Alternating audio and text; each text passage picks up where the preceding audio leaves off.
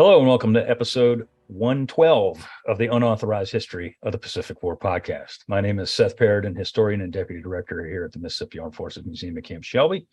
And with me, as always, is my esteemed co-host, retired Navy Captain Bill Tody, former skipper of the fast attack submarine USS Indianapolis, Commodore of Submarine Squadron 3 at Pearl Harbor, as well as many other postings. How are you this morning, Bill? I'm doing well, Seth. How are you? I'm not too bad. Before we jump into today's topic, which is absolutely fascinating, I got hallelujah, people are listening to the podcast. Really happy about that. And I got somebody reached out to me via LinkedIn and said, "Hey, what's wrong with your voice? You don't sound like you used to when I knew you way back when." And it's not a secret, but I'll address that. Yeah, my voice is increasingly bad. Who knows how long I'll be able to continue to do this. But as some people who know me know, I was in the Pentagon on 9/11. And ever since, within a few days, I suffered from a lung infection, throat infection. And over the years, I've had increasing problems with my lungs. And I've got chronic lung disease, but it's kind of crept into my vocal cords. And so I've had vocal cord surgery to try to remove nodules. I apologize for the way my voice sounds. Yeah, believe me, it pains me more to talk than it does for folks to listen to me. But we do what we can, right? And so, I appreciate folks reaching out and asking about it. And I'm being treated at the Mayo, so hopefully we'll see some improvement, but so far it hasn't worked. But thanks for asking, folks. You sound like a sea captain. Yeah, maybe that's it. Maybe I should embrace it. That's right. The affectation or something like that. There you go. Yeah. Well, let's move on to more important things, because today's subject is incredibly important to the conduct of the war, the Pacific War and World War II. It most certainly is. And as our time is progressing through the calendar year of 1942 and the Pacific War, we still find ourselves stuck firmly in the summer of 1942, late June, to be clear, June 24th, to be precise. That's, of course, not when we're recording this, but this is the date we're talking about. On June 24th, 1942 is the date that an impatient and irritated, surprise here, Admiral Ernest J. King directs Admiral Chester W. Nimitz via encrypted message to prepare to, quote, capture Tulagi and adjacent positions, unquote. The following day, King presented his idea to General George Marshall and stressed the need to seize the initiative against the Japanese. The initiative that King stressed to Marshall had just been so luckily gifted to the Pacific Fleet after the victory at Midway just 17 days previous. In his conversation with Marshall, King stated that an attack in the Solomons should be executed no later than August 1st. A sparring match between the Army and the Navy ensued, with Admiral King not so tactfully stating to Marshall that he would proceed on his mission, quote, even if no support of Army forces in the Southwest Pacific is made available, unquote. Over the next several days, more sparring between MacArthur, now King, and Marshall occurred, with the text and verbiage between the threesome getting nastier seemingly by the hour. Finally, on July the 6th, 1942, the Army and Navy decided to play nice and all agreed to the design of 3 separate tasks. The first of such will be the topic of the following deck load. Remember what I said about a deck load in the episode about Coral Sea? Deck load of episodes of this podcast. The first task of the Combined Operations Plan read as such. Task 1, quote, the seizure of Tulagi and the Santa Cruz Islands, unquote. Plain and simple. Nothing more. With those rather nondescript words, and bland words, I should add, Operation Watchtower was born.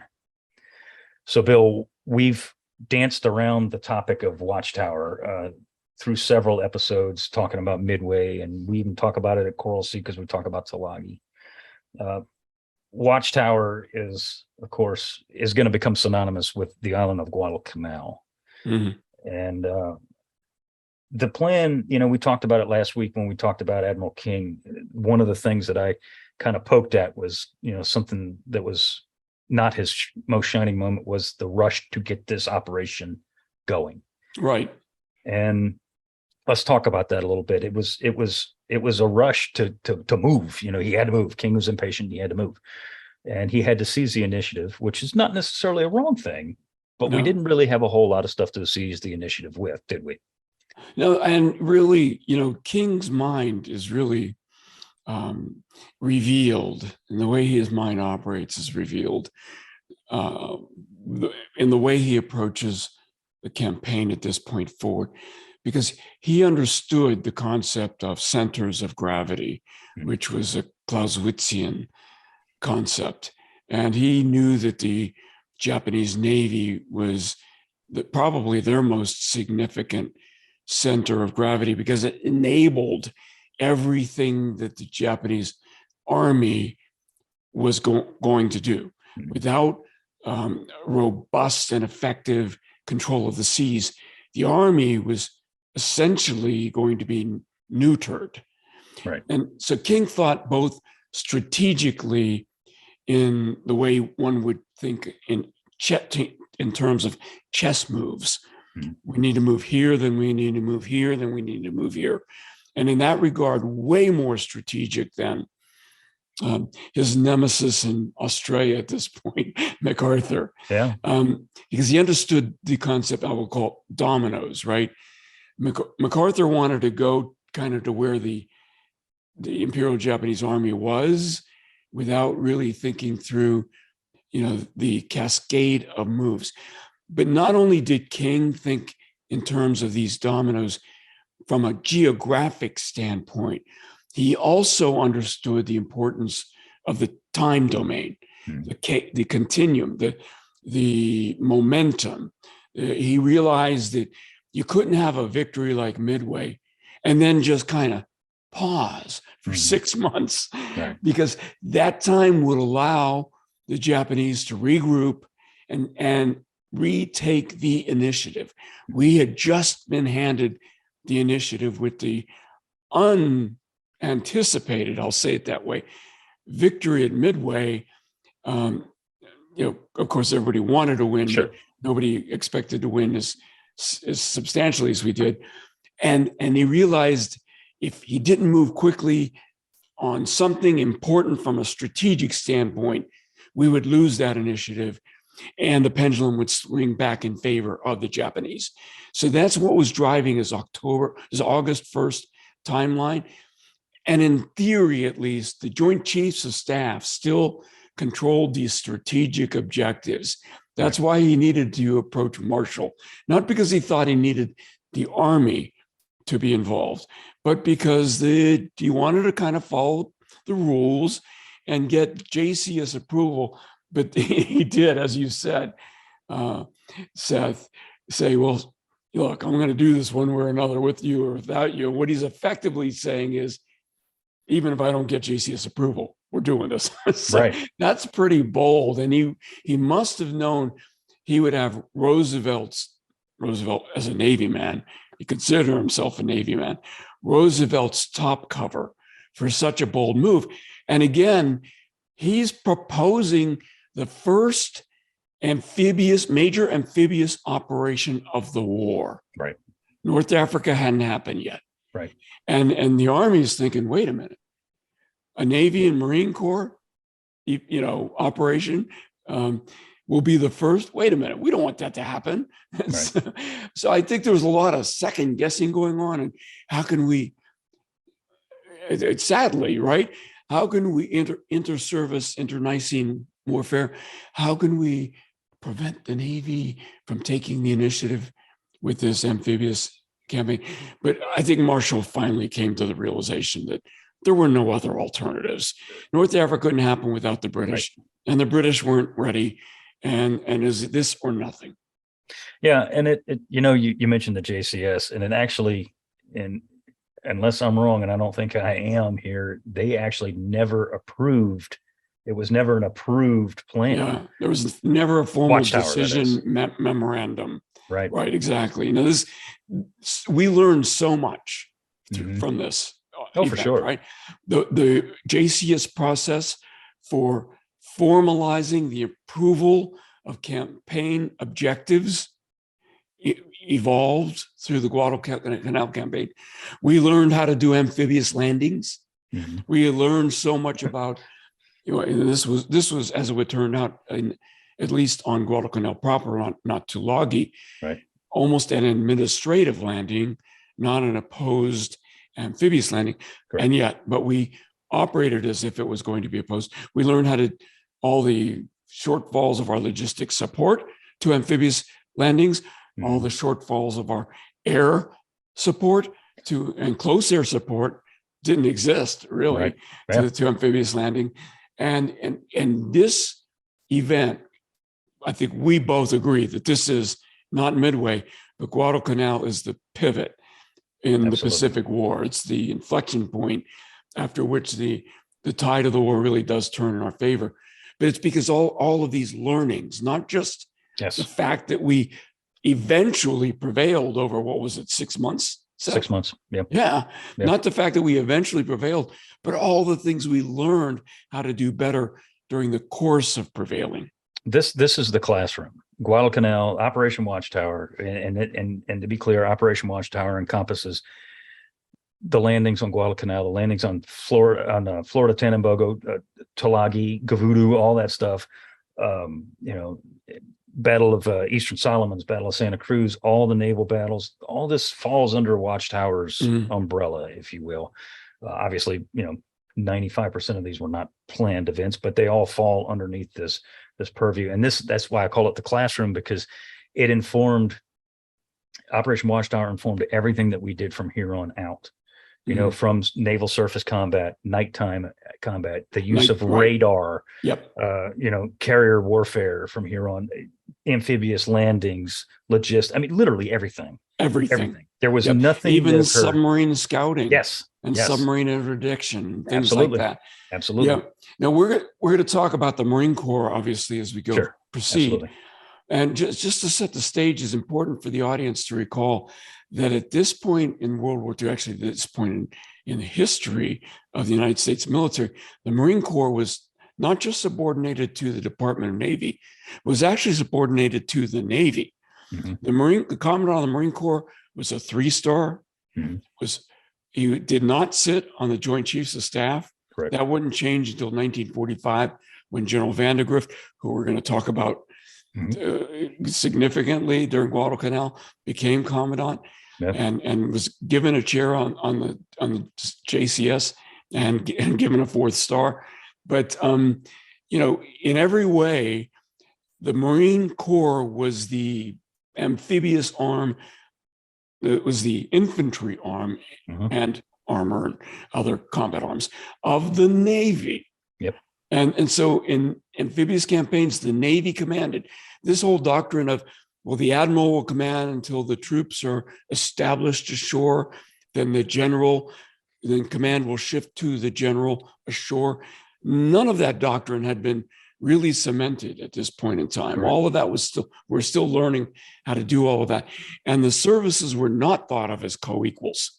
No, and so not yet anyway. Not yet. And so that's really important for folks to understand that, because, the natural tendency, as we talk about the many screw-ups that are going to occur throughout this campaign, and Guadalcanal is a campaign, not a battle, people will say, how did the Marine Corps let this happen? And it's going to be, they didn't get a vote. They were working for the Navy. That's so, right. It's important to keep that in mind as we go forward. It is. And going forward, it's important to understand all the parts that are going into this operation. And we're going to focus right now on the build up to the initial landings on August the 7th, 1942. And we want to demonstrate all the haphazard way things were done and why things turn out the way they do. Just to give you why it was referred to as Operation Shoestring by the troops, right? Exactly. So on July the 3rd, now keep in mind what I just said, August 7th is the initial landings. This is when the Marines hit the beaches of Tulagi and Guadalcanal, August 7th. On July the 3rd, just after Watchtower is approved, but not by the Joint Chiefs, King flies to San Francisco to meet with Admiral Nimitz. It's important to note that on July the 3rd, the name Guadalcanal was not even on the target list. Tulagi and the Santa Cruz Islands, which of course are a real place, were on the target list. Guadalcanal was not mentioned. On June 27th, so we're kind of stepping back in time, we're going to do this a little bit in this episode, to follow King's initial order to prepare and seize Tulagi, Nimitz ordered that Tulagi be captured and that, quote, the seizure of an airfield adjacent to Tulagi be captured as well. But no specified location was mentioned. Well, I mean, the only place is going to be Guadalcanal. Yeah, Tulagi was a seaplane base, correct? But not so much the ground airfield that Nimitz also knew we needed from ground-based aircraft. Exactly. On July the 5th, it is reported to Nimitz, well, actually to the Navy, that the Japanese had landed airfield construction troops and equipment on a little island called Guadalcanal.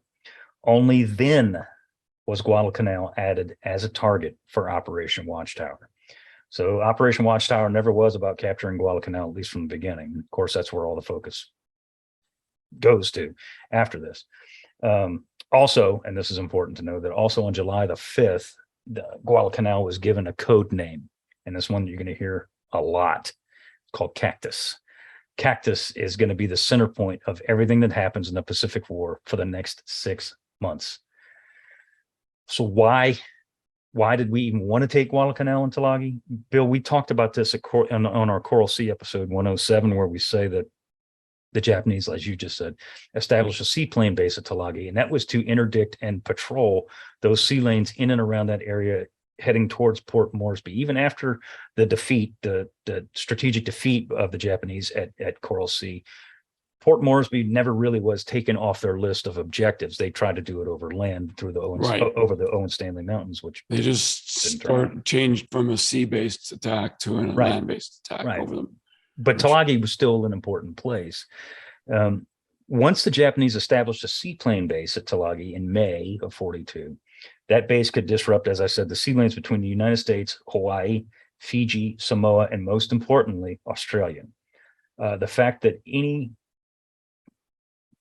form of communication, supply or whatever was going to be restricted to Australia absolutely could not be tolerated by the United States. Australia was really our only main ally in the Pacific at this point. I mean, the Brits were there, obviously, as were the Dutch, but I mean, there was just the Australians are going to be the only ones that are really going to be shoulder to shoulder with us until way, way later, when the British fleet comes into play later in 45. But it was feared that an establishment of a larger airfield on a neighboring island, which of course is Guadalcanal, would further inhibit shipping and cede control of those waterways to the Japanese. That was completely unacceptable to Admiral Nimitz, Admiral King. It had those lines of communication and supply between the United States, Hawaii, and Australia had to be left open. Therefore, Tulagi and of course Guadalcanal immediately became areas of prime importance. They had to be captured and they had to be controlled and held. So the Japanese could not disrupt lines of communication. Yep. So the whole operation's kind of questionable from the start. You know, I mean, I understand, and we understand why Guadalcanal is and Tulagi are the targets.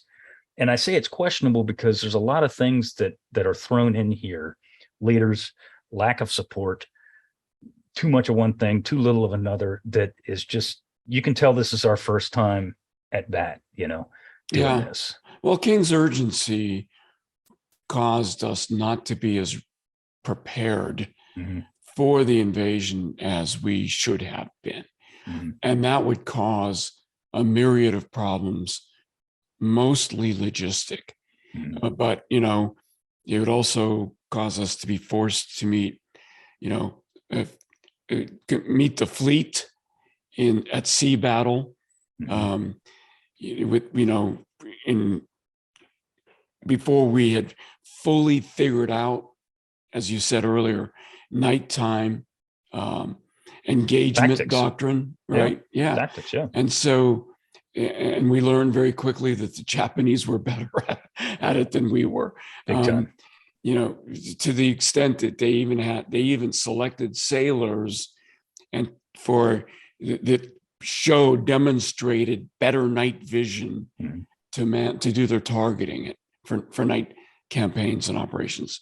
The logistics from Rabaul down what was eventually called the Slot, right, basically they were able, in fact, we jokingly referred to it as the Tokyo Express, even though it wasn't coming from Tokyo. Right. And our inability to interdict ships coming down the slot to the degree we needed to prevent reinforcements from taking place as we were in, active combat, things like that. We suffered a great number of losses. And one of those things we're about in this podcast, we like to, defeat myths to the extent we can.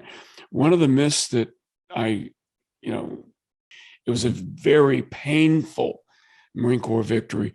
And in terms of misery, the Marines suffered greatly. However, sailors suffered 3 times the number of fatalities than the Marines did, 3 or 4 times. And so it was a much, one could say that it was a loss, in particular in certain battles. For the manpower, for the Navy, much more than it was for the Marine Corps. But the Marines suffered miserably for months on Guadalcanal until we could establish better logistic support and air support for them. We were not ready to do that when King ordered. But he really believed that August timeline had to be met, again, to keep the Japanese from taking the initiative back from us. Yes. And he thought it would be worth this sacrifice that he must have known we would suffer. Maybe not quite as bad in I don't think to the extent. Yeah. But when you talk about fatalities, any one is too many. Sure. But the Japanese suffered way worse than we did over the course of the campaign. And so this is why it becomes an inflection point. Even though, as you say, it was questionable from the start. It took months to get to the point where this would become a positive thing for us. Absolutely. It was touch and go the whole time. And one of the reasons, at least the early part of the naval campaigns around Guadalcanal, and as you said, even though it's got the Corps involved heavily, as we'll see, it's a Navy operation. It falls under the gentleman named Admiral Robert L. Gormley. He had just recently assumed duties as COMSOPAC, so he's Commander Southwest Pacific, and as such, Watchtower falls under his purview. This is his baby. And he was assigned to that job out of seniority, but this last assignment was not a combat-related assignment. It was political, right? Yes, it was. He was our liaison to the Royal Navy in the United Kingdom, if memory serves. Yeah, I believe that's correct. And he was also buddies with Nimitz. And that's not to say that that's why he got this job, but it certainly didn't hurt. And he was a vice admiral, not a 4-star admiral. He was. Right. And so, to be clear, those under his command are going to be the 1st Marine Division, the 3 carrier groups under the command of Vice Admiral Frank Jack Fletcher. I've already talked about those. So there's three individual carriers and they're under overall command of Frank Jack Fletcher. And was Fletcher a vice admiral at Midway? I can't remember. I don't recall. Was he a rear admiral that had recently been promoted to vice admiral? Yeah, I don't know. I don't remember.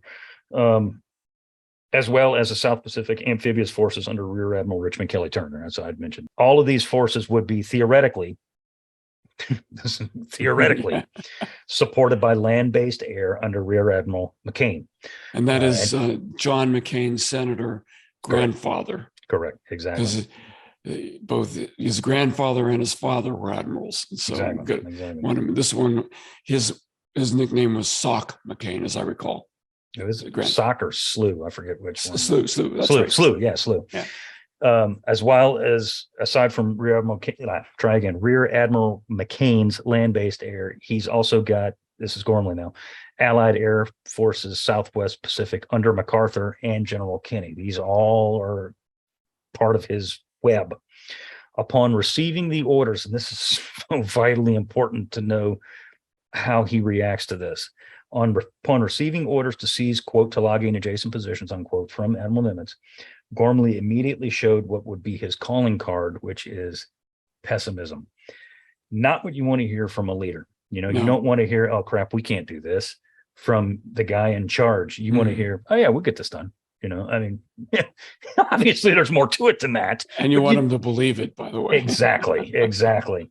And Gormley immediately concluded that he and his people were nowhere near ready to tackle such an operation. And in a way, he was right. He had exactly one United States Marine on his staff, and that man had no or very, very little experience in amphibious operations. And to be clear, the Marine Corps didn't have a whole hell of a lot of experience either. Yeah, they'd been training for it, but they'd yet to do it under fire, or in this war. And another thing that is going to be a bad thing for Gormley and for everybody on Guadalcanal, frankly, and in the seas around, is that communications to and from Gormley and his staff and headquarters were hours and sometimes days late.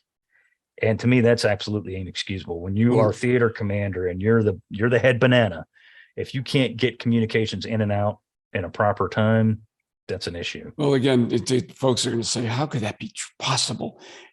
I've used high frequency communications before, HF, and it's largely dependent on atmospheric conditions.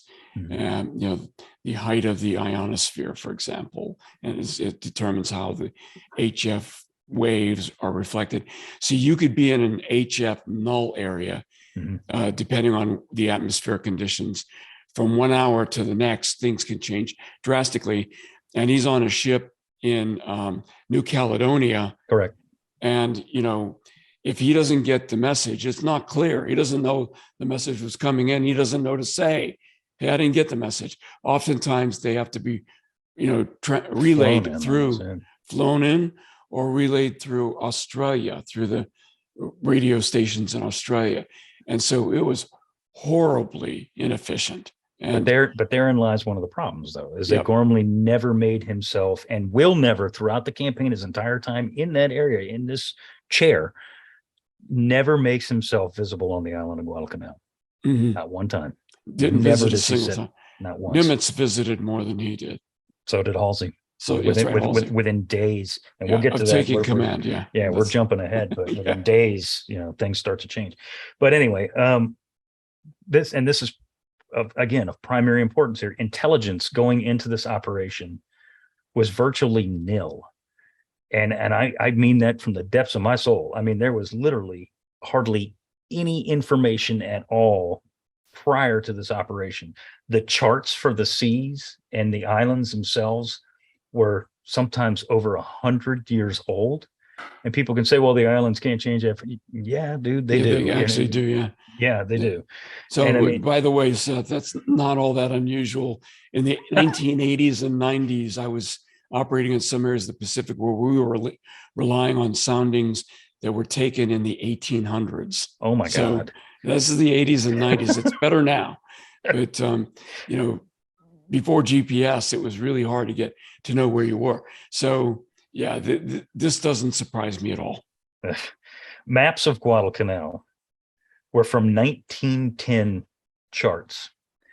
As a matter of fact, one of the maps had the island incorrectly labeled. It wasn't Guadalcanal, it was Guadalcanar on the map. So they didn't even have the damn name right. Topography was virtually just jumping ahead for a moment too. Even when Nimitz comes into Guadalcanal to do a tour, they used a map that they had pulled out of National Geographic magazine to find the island. See, as they're flying into Guadalcanal. So again, not a way.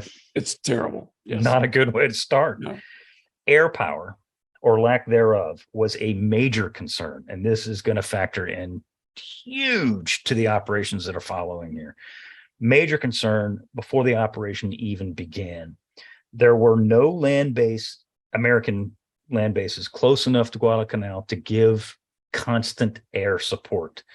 The closest were Ifate and Espiritu Santo, and as you mentioned earlier, New Caledonia, and the mileage in there is too far to be able to constantly perform aerial support of the ground operations. Admiral McCain had a considerable amount of aircraft under his umbrella. 282 exactly was the exact number, but that number was deceiving because most of those aircraft under his command were obsolete. And even if they weren't, such as the F-4Fs, the B-17s, the P-39s, and P-400s that he had under his command, They did not, as I said, have the range to support an operation over 507, sometimes 715 miles away from the only U.S. bases in Espiritu Santo and Afate, respectively, that they could do anything at all until Guadalcanal could sustain an air group or a wing or a squadron or whatever the hell could get in there by itself, which, as we're going to see, is some time. It doesn't happen immediately. And even when it does happen, it's, touch and go as it goes on. So air power or air support of the operation had to come from, and could only come from, one location, which of course is the aircraft carriers. And as I mentioned, there's three. There's Saratoga, Enterprise, and Wasp. They're going to be their only air cover for the Marines as they're getting ready to land. But we'll get to that. On July 8th, Admiral Gormley flew to Melbourne, and he spoke with our old friend, General Douglas MacArthur. The problems outlined by the general and the admiral were gaining and maintaining air superiority over the islands, the beaches, and the assault ships, which, of course, was going to be tenuous and very difficult to do. In a surprising moment of truthfulness, General MacArthur admitted that his air forces probably could not interdict incoming Japanese air raids from Rabaul. And he's 100% right. They're too damn far away. They're too far away to be able to do anything at all. Did they have the numbers to do it? Yes, he did. But he could not get his air. And old Mac's defense here, there's nothing he could really do. Yeah. Well, this is the same MacArthur who said he could take Rabaul. Yeah, exactly. With tens of thousands of Japanese soldiers on, but he didn't think we could take Guadalcanal with like 1,000 plus Japanese soldiers. Right. Yeah, okay, just want to make sure. He's wishy-washy on that, but he is 100% right, is that he could not really support him. Yeah. So the protection of the islands and the beaches and the like would fall upon, as I said, Nimitz's carriers. This could and would be problematic, in that the carriers could and would be pulled out due to any threat that may arise, therefore leaving the transport group and the beachhead itself totally without air support. And you're going to hear this 1,000 times over the next few episodes. The basics of any amphibious operation were already less than stellar before the operation ever was launched. The U.S. would only have air cover as long as the carriers were present, and that depended on the situation, which would be very, very, very fluid. The U.S. There would be no U.S. land-based air power or air cover until a unit or units could be deployed to Guadalcanal, and who knew how long that would take. Right. The Allied naval force would more than likely have to fight off a Japanese counterattack, probably at night, when the Allied forces had little to no night fighting experience or training.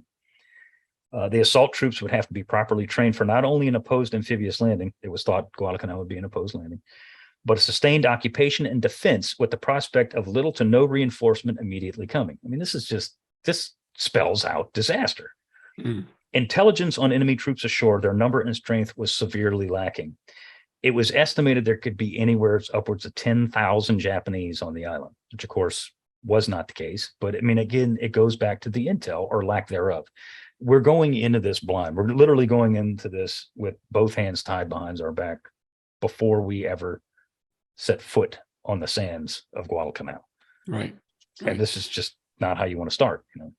No, it's not. And, I think the biggest sin in all of this was Gormley's passive leadership.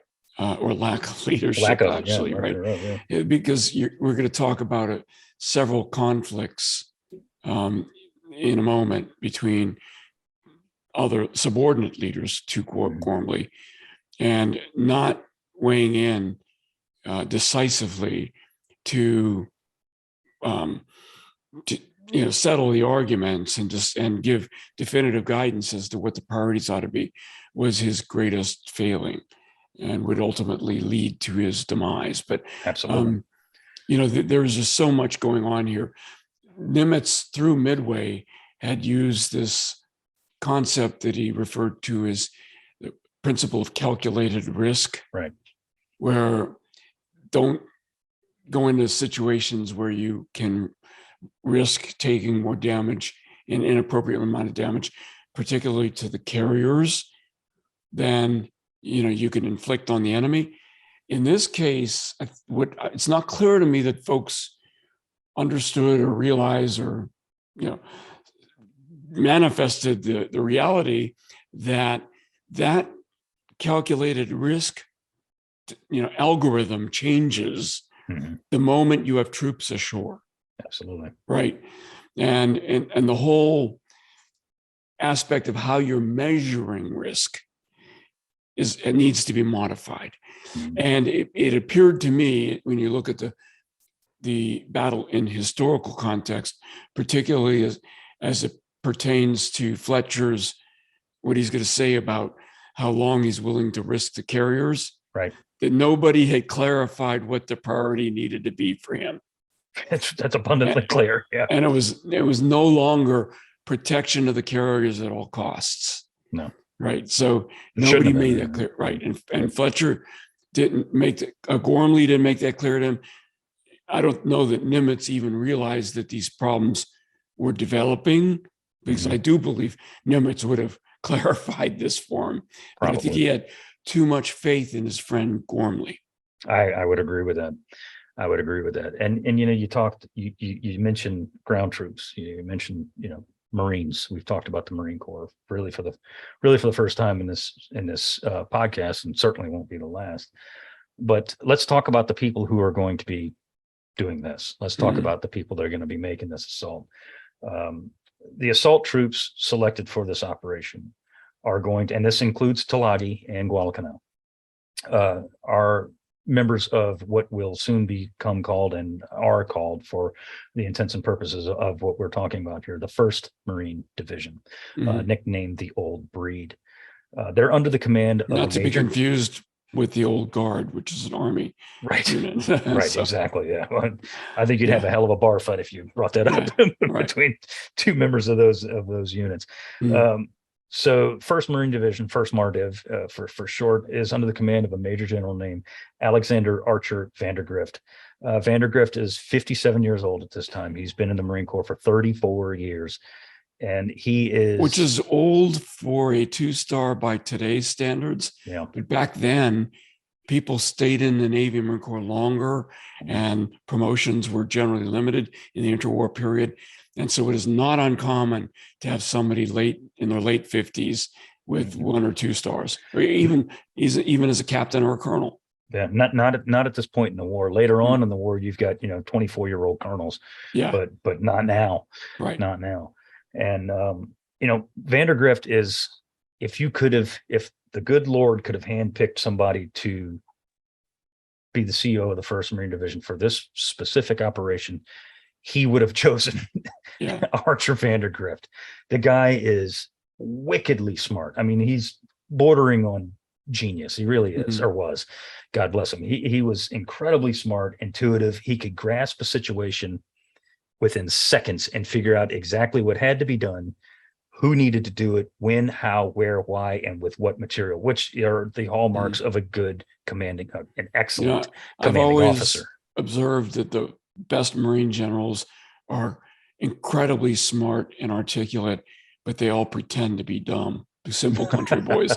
And I don't know that Vandergrift ever pretended to be dumb like some I've seen over the decades.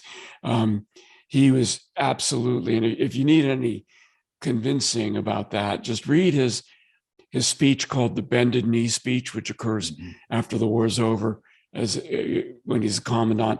And just, it will, man, this dude was smart. You're exactly right. He was. And he was a lot like Nimitz in that he was a very good judge of character. He was a good judge. He was a good judge of people.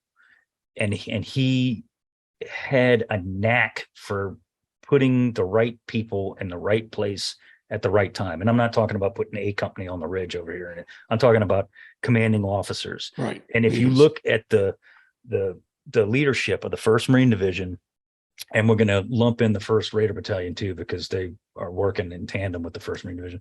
If you look at the leadership of this unit, it's literally a who's who of leads the Corps of people who lead the Corps for the rest of the war.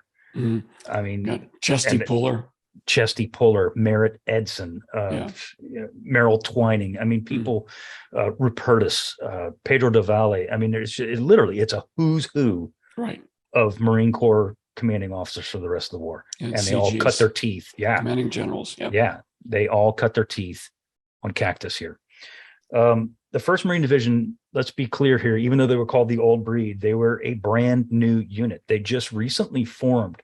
The division would be hamstrung, and this goes back to what we were saying, they'd be hamstrung by only having 2 of their 3 infantry regiments available for the initial assault. This, of course, is the 1st and the 5th Marines. The 7th Marines are on Samoa, garrisoning Samoa in the event of a possible Japanese invasion, which it was thought, and actually Samoa was on the list for the Japanese. They just obviously never got there. So the Old Breed is going into the fight already under strength. They're already under strength before they ever set foot on the island. On May the 1st, 5 days after the 7th Marines sailed for Samoa, the 1st Marine Division was ordered to New Zealand to prepare to be the landing force of the South Pacific Amphibious Force. This is before the objective was defined. Correct. Right. And this is right after they lose one of their infantry regiments. Vandergrift's regiments were not ready for action. The 5th Marines had been stripped of cadre, what little there was, and experienced men during the construction of the 1st Raider Battalion. So there's a lot of Raiders that you're going to hear about and see. They used to be 5th Marines. Correct. It's interesting. We just reestablished Raiders 15 years ago. I think it was after 9/11 when we reestablished Raider Regiment. Right. But and they did pretty much the same thing as they, stripped Marines out of other Marine regiments to form the Raider Regiment. But this is 5th Marines were the ones to suffer in 1942. Yeah. Raiders. So the Raiders are, they're peak performance, but the 5th Marines are no slack against them at all. No slight, but they've been stripped of a lot of their leadership. Yes. 1st Marines is kind of opposite in that they got the leadership out the wazoo, but they have absolutely no experience. The leadership is there in the 1st Marines, but the experience level is gone. Really.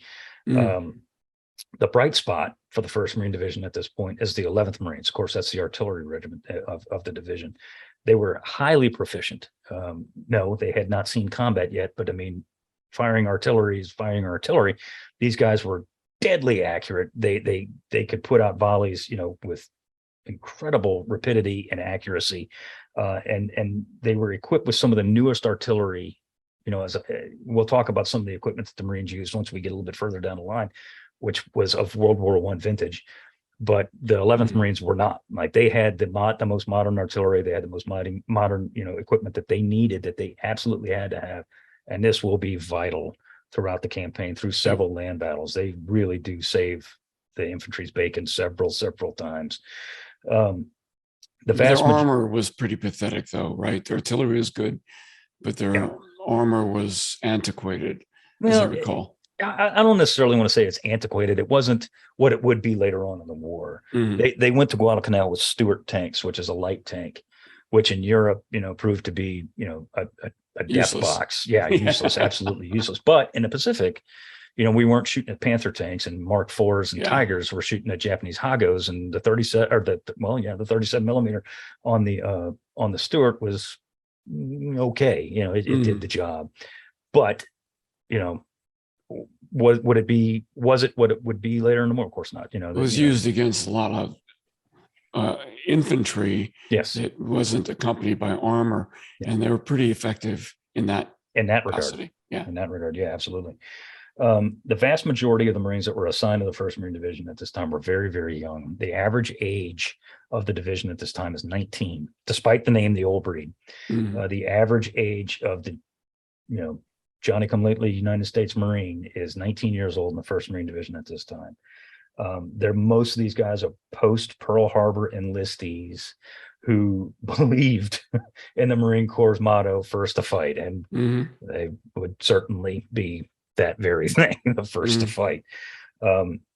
The division got its nickname, the Old Breed, from its cadre, what cadre there was. These are old school Marines. These are China Marines. These are guys from the Banana Wars fighting in Nicaragua. I mean, these are some old salty Marines here. including Vandergrift. He was in the Banana Wars. Yeah, Chesty Puller. Yep. Chesty Puller was definitely he fit that category. He was the old breed. So the division arrives in New Zealand on June 14th, and this is it's like a snowball of crap that just follows after this. They arrive in New Zealand on the 14th of June. On June 26th, Vandergrift is told by Gormley that his division would assault Tulagi on Guadalcanal on August 1st. Yeah, a little more than a month away. Yeah, that's not a whole hell of a lot of time. And the best part about it is, due to a longshoreman strike in Wellington, the Marines themselves had to unload and what is called combat load their transports. And it took them days. And oftentimes they didn't get the transports properly loaded. And this is going to play huge come August 8th. The importance of a combat load is you load in reverse.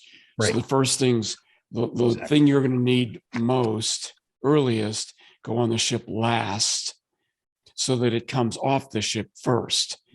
And again, but there's a lesson here. I mean, it was New Zealand longshoremen going on strike that resulted in American deaths. Yeah. That can happen today. Maybe not in New Zealand, but that very thing could happen today. And we cannot allow that to ever happen again. So, and to my knowledge, after this occurrence, and I could be wrong here, but to my knowledge, that did not happen again for the remainder of the Pacific War. When the ships left either the United States or Pearl Harbor or wherever they were staging from, they were combat loaded and they were ready to go. But that was a lesson that was learned here, right here. So what's the plan? What is the plan for D-Day, which is slated for August 1st? For a variety of reasons, D-Day is later changed to August 7th.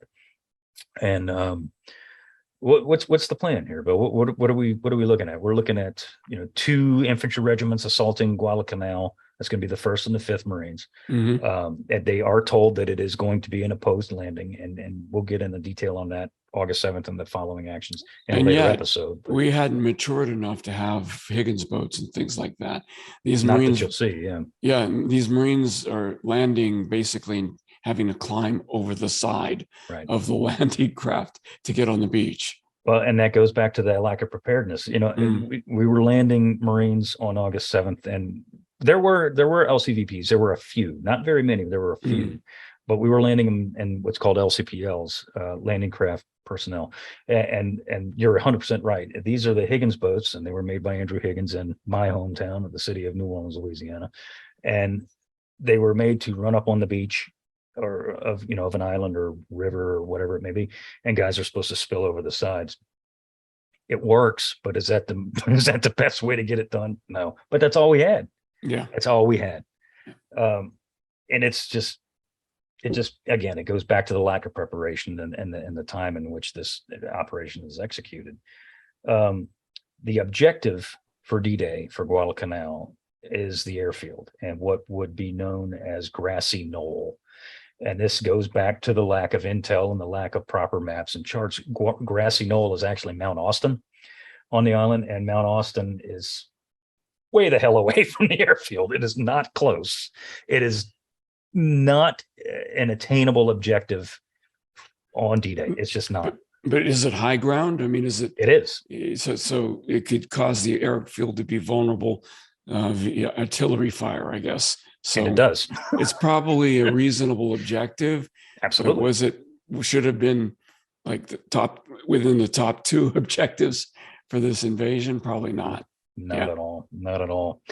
For the operation, the United States Navy is going to supply 2 separate groups. There's a combat group and an amphib group.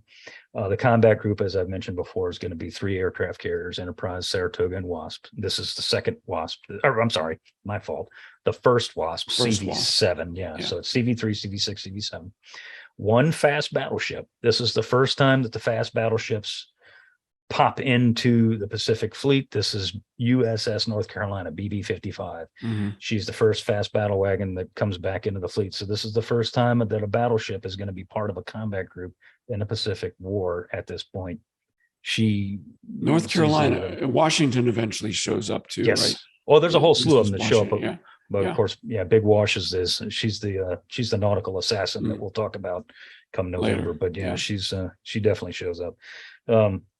9 heavy cruisers, 2 anti-aircraft light cruisers, Atlanta and Juneau, both of which suffered similar fates. 31 destroyers and 2 Royal Australian cruisers, heavy cruisers, and 1 light cruiser. That's going to be the combat group. It's a pretty substantial force of ships here. This is not rowboats here. I mean, we got some serious naval power going into this. Yep. The amphib group's 13 cargo ships. 13 transports, 6 cargo ships, 4 APDs, which are basically assault destroyers, if you want to call them such, and 5 oilers. So, I mean, this is a large undertaking. It's huge, frankly, at this point in the war, isn't it? Yeah, absolutely. Again, the first major amphibious operation of the war, both Atlantic and Pacific. Yeah, and I mean to array that much power this early in the war is substantial, and it's frankly it's a little bit. I don't like to use the word miracle too much, but this is kind of a miracle that we were able to stretch together all this juice to send to this area of the world at this time, late July, early August 1942. Yeah. Again, we're forming this up 8 months. 7 months, really. 7 months, yeah. After Pearl Harbor, which is just to assemble that large of a force. And of course, I'm sure there were people who were saying, well, why aren't all those ships facing Germany right now? What are they doing in the Pacific? Because we have a Germany first policy, right? Right. But again, we weren't doing anything in the Atlantic other than escorting convoys, convoys across the Atlantic. So King was right to divert these forces to the Pacific. And it's important to note that the USS Wasp, CV7, came from the Atlantic. Yeah, she was brought because carriers were. I mean, were they needed in the Atlantic? Yeah. Were they needed more in the Pacific? Absolutely. And King knew that, so he grabbed Wasp, and through the canal she goes, and here she is. And that happened with several of the other ships that you're going to see and hear about as the events unfold over the next several months. So what are the Japanese doing? We're talking a lot about the United States, but what are our friends from Japan doing? Well, in that regard, they were doing exactly what we thought they were doing, which is building an airfield on Guadalcanal and the seaplane base in Tulagi in order to interdict, shipping to our allies in the South Pacific, Australia and New Zealand. So in that regard, we had it exactly right. Now, the Japanese believed that there would be no way we'd be able to put together a ground offensive. They knew that we put together a sea-based offensive at Midway. Right. But they thought there was no way we could put together a ground offensive this early in the war. They didn't expect any major American offensive ground operations until 1943. And here we are in July 42, preparing for an August invasion. So they pretty much discounted. And this explains why there was such an austere defensive force guarding the folks, most included some slaves, by the way, right, who were building the airfield on Guadalcanal.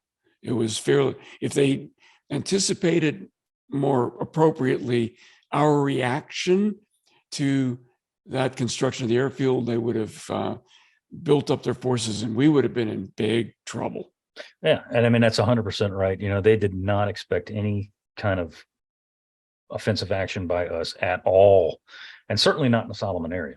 They executed an operation called Operation SN, which was after Midway, was to strengthen their outer perimeter. After the sinking of the 4 Japanese carriers at Midway, they realized that they had to kind of haul back a little bit and strengthen what they had. This falls into that. Tulagi, they're throwing more stuff at Tulagi. This is why they're building an airfield on Guadalcanal, is to do this very thing. The focus for the Imperial Japanese Army and the Imperial Japanese Navy lay on Port Moresby and the assault over the Owen Stanley Mountains at this time, not Guadalcanal. They did not, which would consume a lot of forces. Absolutely. It tied down a lot of people, for a lot of Japanese for a very long time. which helped us on the Guadalcanal side of the operation. Focus only shifted back to Guadalcanal just before the landings. And the only reason that it did, and by just before the landings, I mean literally a week before the landings on July 31st. And the only reason it did is because B-17s flying from MacArthur's command were dropping bombs on Guadalcanal to soften up the positions. So they're bombing the island almost daily. And it's sometimes it's a flight of 2, sometimes it's a flight of 12 or more. It just depends on what airplanes they can get near at that day. Only then do the Japanese go, maybe we ought to, put some effort into this airfield construction. Still never thought that we were going to land on Guadalcanal. Had no idea. They did not believe, the Japanese as a group did not believe that Guadalcanal was any kind of a target. To your point, Bill, their defensive forces were less than meager, frankly. And this includes Tulagi too. There were only 3,400 guys on Guadalcanal and Tulagi.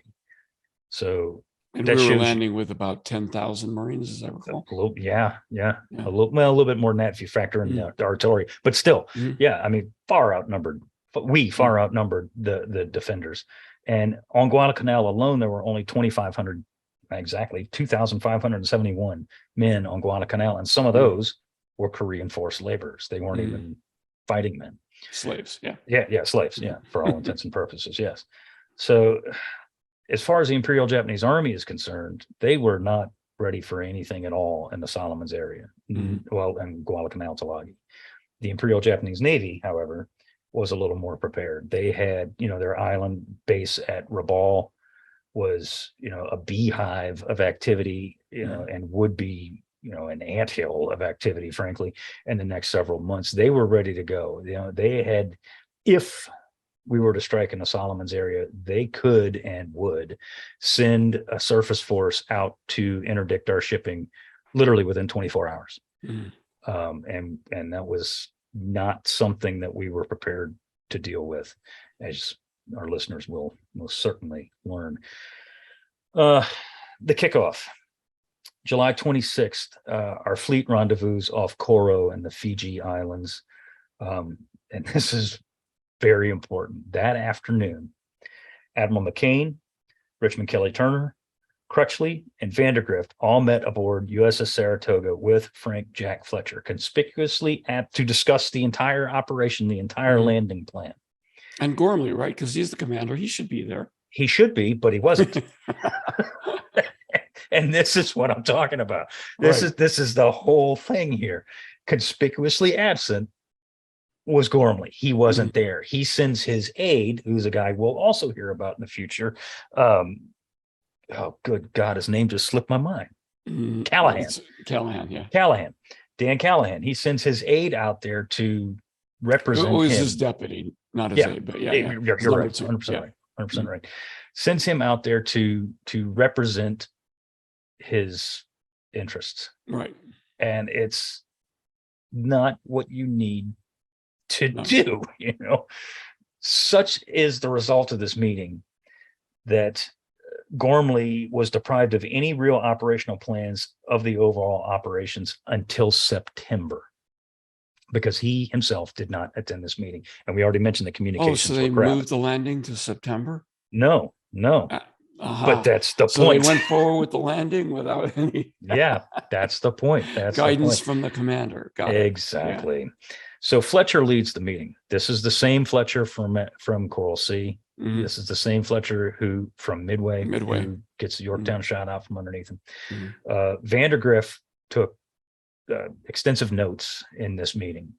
He stated later that Fletcher seemed nervous and was also, quote, disconcertingly uninformed, unquote, about the landing plans. Fletcher stated to all, and this from Vandergrift now, Fletcher stated to all his subordinates that he felt that the plan would fail, and he blamed Turner, who Fletcher said had no combat experience and as a result would hinder the operation to the extent of failure. Now, this is your overall naval boots on the ground or black shoes on the deck, however you want to frame it, commander for this assault operation. And he's basically telling, hey, you know what, guys, this is going to suck and we are going to lose before we ever start. And I mentioned this in Coral Sea, and we talk about it at Midway. Fletcher has his supporters. I particularly, professionally, am not one. This is not what you want a CO to do. This is not what you want a leader to do. Yeah, and Fletcher, we said that he,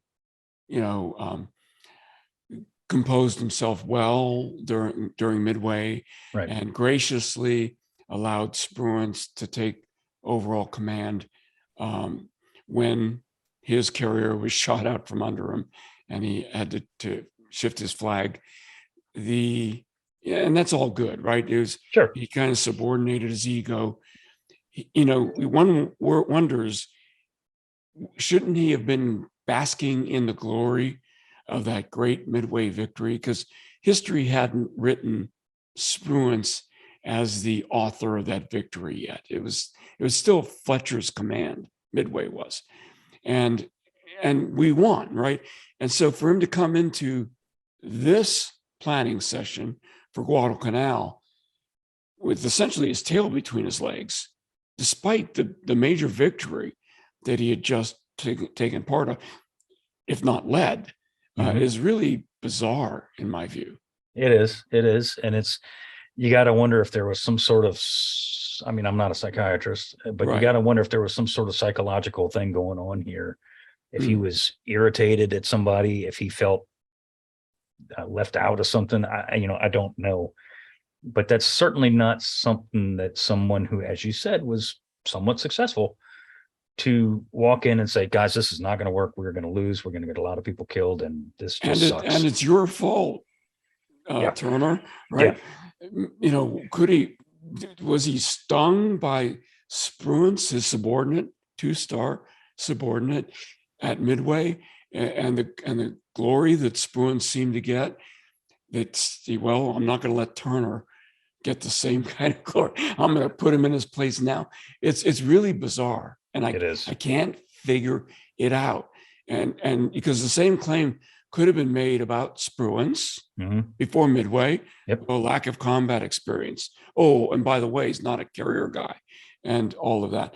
Turner was not on a carrier. He was just he was in charge of the amphibious force that include the logistics, right? So this really should have been, in today's doctrine, the way this would work is the carriers would support, not quite be subordinated to, but do what the amphibious forces needed them to do.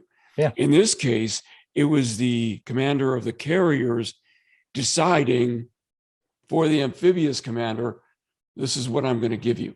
Yeah. Forget what you need. This is what I'm going to give you. That is 100% right. And that's 100% what happened. Because Fletcher turns around and he asks Turner, he says, how long is it going to take you to unload those transports? Turner says 5 days. Fletcher says, I'll give you 2. Which, by the way, was probably, not achievable. It's taken longer than that.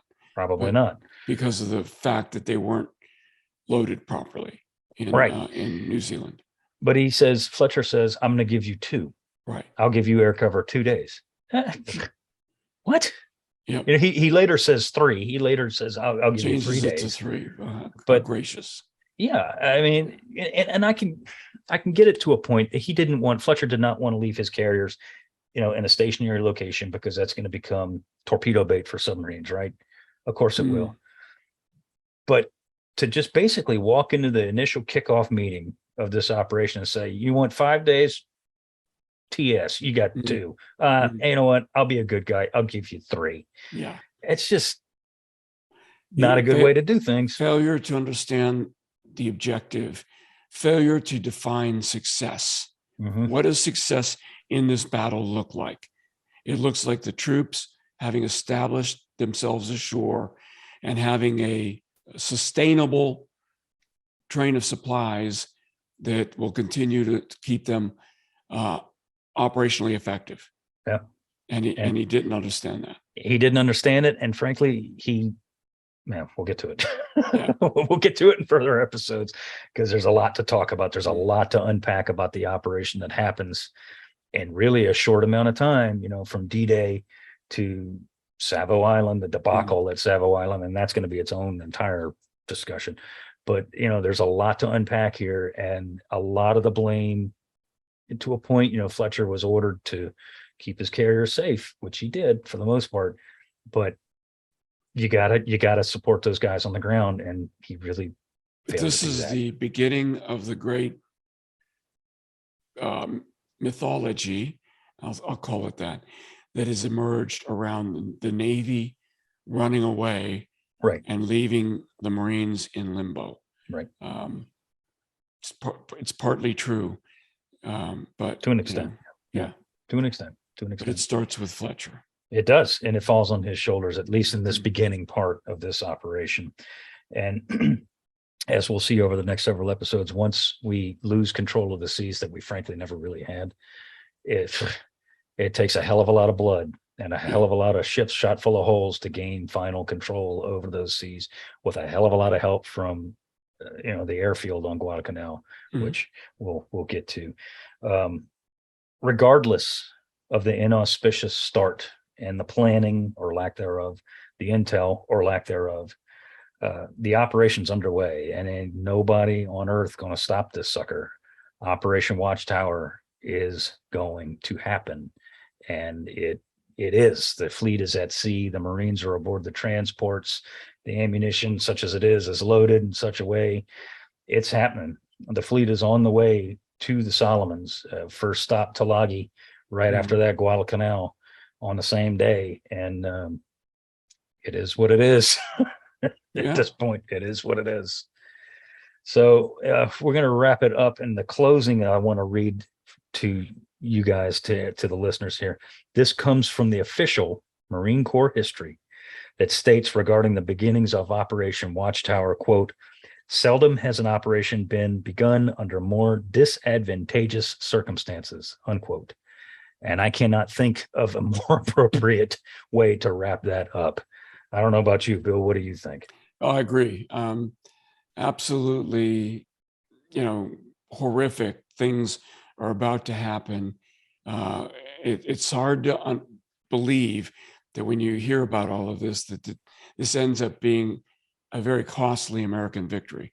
It does. And it from the way it starts, you never would have thought that. And the way it goes, frankly, over the next couple of months, you would never think that either. So with that, we want to thank you for listening in on our conversation. Please subscribe to the Unauthorized History of the Pacific War podcast, wherever you receive your podcasts, and give us a rating and review. We would certainly appreciate it. Also, if you want to see the video version of this and any of our other episodes, subscribe to our YouTube channel called the Unauthorized History of the Pacific War podcast. And also look us up on Facebook, like and subscribe to our page as well. If you have a question, comment, or suggestion, send us an email at unauthorizedpacificpodcast@gmail.com. We got a lot more Guadalcanal content coming your way in the next several weeks. And so once again, I'm Seth Perrodin. Thank you very much for listening. Bill? Yeah, I'm Bill Tody, and we hope to have some special guests in the rest of our Guadalcanal episodes. And so they ought to be fascinating and fun. So please do tune in. Yep. All right, guys. Thank you all very much, and we'll see you next week.